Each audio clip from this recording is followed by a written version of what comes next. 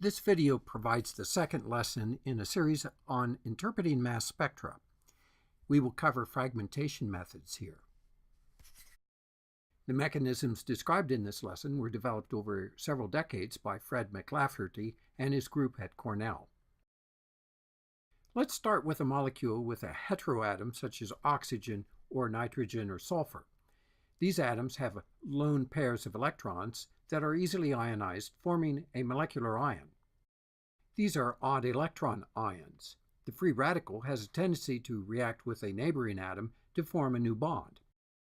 In order to supply a second electron for the bond, some other bond will have to break. Consequently, the free radical moves to the left in this case and is lost as a neutral fragment. The charge remains on the original site, and that is the fragment that will be observed in the mass spectrum. This type of mechanism is also referred to as alpha cleavage. Nitrogen-containing compounds such as amines are prone to alpha cleavage. Ionization occurs at the nitrogen, and a free radical attempts to form a new bond with an adjacent carbon atom. That carbon atom must provide an electron for the new bond and takes an electron out of one of the other bonds that it had. That bond breaks, and the odd electron ends up on the alkyl fragment. That fragment is neutral and will not be seen in the mass spectrum. Since the charge remains on the nitrogen, we will observe that fragment in the spectrum. The bond that breaks most often is the one that leads to the loss of the largest alkyl fragment as the neutral species. Nitrogen atoms are very prone to this reaction pathway. The tendency for other radical sites to undergo this type of mechanism follows the order of nitrogen greater than sulfur, greater than oxygen, pi electrons, or alkyl radicals, which is also more probable than chlorine or bromine radicals. Let's look at an oxygen-containing molecule. A ketone will ionize, losing an electron from a non-bonding pair associated with the oxygen. The product radical tries to form a new bond between the oxygen and the adjacent carbon. That carbon must break a bond in order to form a new bond with the oxygen. As a result, an old bond breaks and the odd electron ends up on the neutral fragment and the charge remains on the oxygen atom. Once again, the alpha cleavage favors the loss of the largest alkyl fragment. Another type of mechanism originates at the charge site. This process is also known as inductive cleavage. In this case, we imagine that the charge withdraws a pair of electrons from the neighboring bond. Once again, we'll start with a molecule containing a heteroatom, but remember, this is not a requirement. We could also ionize a double bond. Imagine that we lose one electron out of a non-bonding pair associated with the heteroatom. Now, the charge attracts both electrons from an adjacent bond. As a result, that bond breaks, and the charge migrates to the atom where the bond broke. This charged fragment will be the one observed in the mass spectrum as a result of this pathway. Let's look at some specific molecules. Oxygen-containing compounds exhibit this sort of inductive cleavage. Here we have an ether molecule. An ionization is most likely to lead to a loss of an electron from a lone pair associated with the oxygen atom. The charge withdraws a pair of electrons from an adjacent bond. That bond breaks as a result. Since the carbon next to the oxygen lost both electrons in the process, the charge moves to the carbon atom. The fragment with the oxygen is now a neutral radical. The alkyl fragment is the one that's observed in the spectrum. The most probable bond to break will be the one that leads to the most easily ionized fragment. Here, the choice is between the ethyl group and a propyl group. The propyl group is more easily ionized because of its size. What happens when the charge site is connected to a double bond? The charge site migrates rather than breaking the double bond. Let's look at a ketone. Ionization occurs at the oxygen atom, and the charge on the atom withdraws a pair of electrons from the double bond. That moves the charge to the carbon atom. The carbon atom pulls both electrons out of a neighboring bond. That process breaks the bond and moves the charge to the alkyl fragment. The fragment with the oxygen atom may look a little strange here, but we may expect that the double bond will reform into a more realistic structure. Sometimes the inductive effect breaks a bond beta to the charge site. When we ionize a normal alkyl chloride, a pair of electrons is removed, not in the adjacent bond, but from a bond on the far side of the attached carbon atom. The inductive pathway also works with even electron ions, or daughter ions, produced in a prior step. This ether molecule might first participate in alpha cleavage.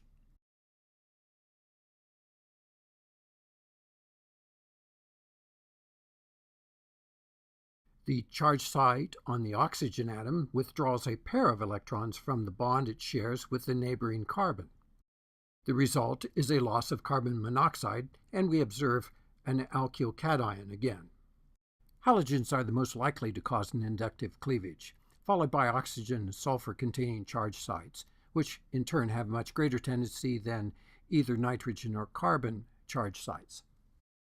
You'll recall that molecular ions are odd electron ions.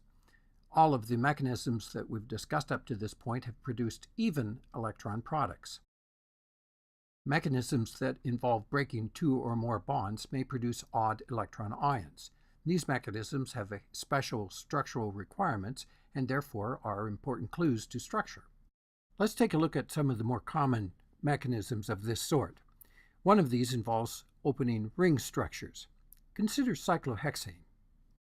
Ionization will necessarily break one of the carbon-carbon bonds. If the free radical tries to form a new bond, a bond on the other side will donate an electron and break off a neutral molecule. In this case, ethylene will be the lost molecule. The other fragment retains both the charge and the radical, which now appears in a new position. Therefore, it's an odd electron ion. Something similar happens with cyclohexene and aromatic rings. Ring opening in these cases lead to two competing pathways. The ionization step removes an electron from a double bond, and a radical initiates alpha cleavage. The product still has the same mass as the original molecule, but if we let the radical form a new bond, it will break off a neutral alkene, leaving behind an odd electron ion that will show up in the spectrum. A different product can be observed if, after the ring opening process, the charge site removes a pair of electrons from a bond beta to the charge site. The resulting products are similar to those we saw before. However, this time we get the neutral diene molecule and an odd electron ion as the other half. Another important mechanism of this sort is associated with hydrogen atom migration. In particular, McLafferty rearrangements involve hydrogen ion transfer when a six-member transition state can be formed with the radical ion located on an unsaturated heteroatom. Aldehydes, ketones, esters, and carboxylic acids are examples that can exhibit McLafferty rearrangements. In this example, ionization occurs at a ketone oxygen. A hydrogen atom attached to the third carbon away from the carbonyl carbon is in the right position to come close to the free radical when the backbone of the molecule bends. See that the hydrogen atom is 6 atoms removed from the free radical. The hydrogen atom, a hydrogen with an electron, migrates to the oxygen and forms a new bond with a free radical. Now the free radical appears on the carbon where the hydrogen atom was originally located. Two different pathways are often observed after this point. If the radical initiates alpha cleavage, then we lose a neutral molecule and we see an odd electron ion containing the oxygen atom in the spectrum. Alternatively, the oxygen atom may withdraw an electron pair out of the double bond, moving the charge to the adjacent carbon atom. In a second inductive step, an electron pair is removed from a bond on the other side of the carbon adjacent to the charge site. Notice that we get complementary products again. The same bond is broken in both pathways. However, the fragments that retain the charge are complementary for the two cases. A hydrogen atom may migrate to a saturated heteroatom and lead to an odd electron product. However, it is not necessary to have a six-member transition state for this to happen. Here I'm representing an alcohol with an indefinite chain length between the radical on the oxygen atom and a migrating hydrogen atom. The radical site initiates a new bond with the transferring hydrogen atom.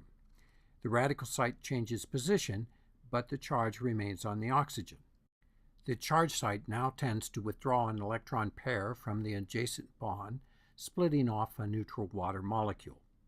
For example, in a primary alcohol, a nearby hydrogen atom migrates and leads to an odd electron ion after the loss of a water molecule.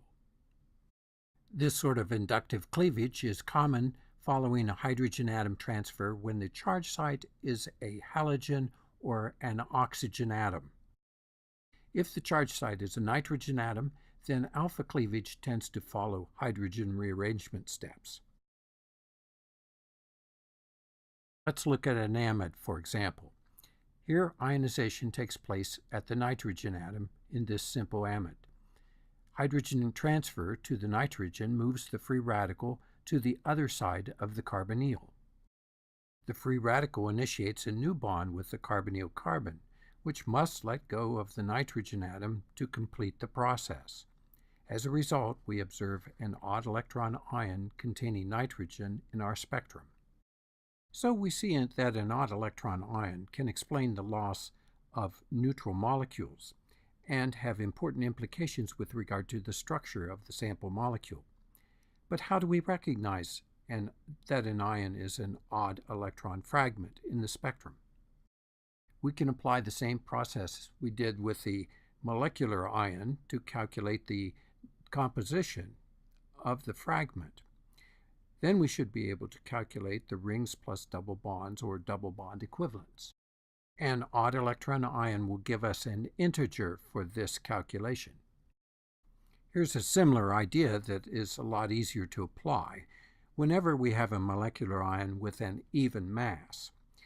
In that case, fragments with an even mass are also odd electron ions.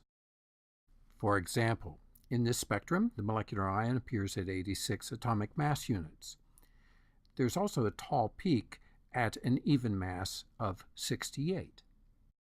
This fragment is an odd electron ion and must be the product of a mechanism that involves breaking two or more bonds. The difference in mass between the molecular ion and this odd electron ion is 18, which suggests possibly the loss of a water molecule. Next, we should consider those functional groups that tend to lose water, such as primary alcohols or phenols.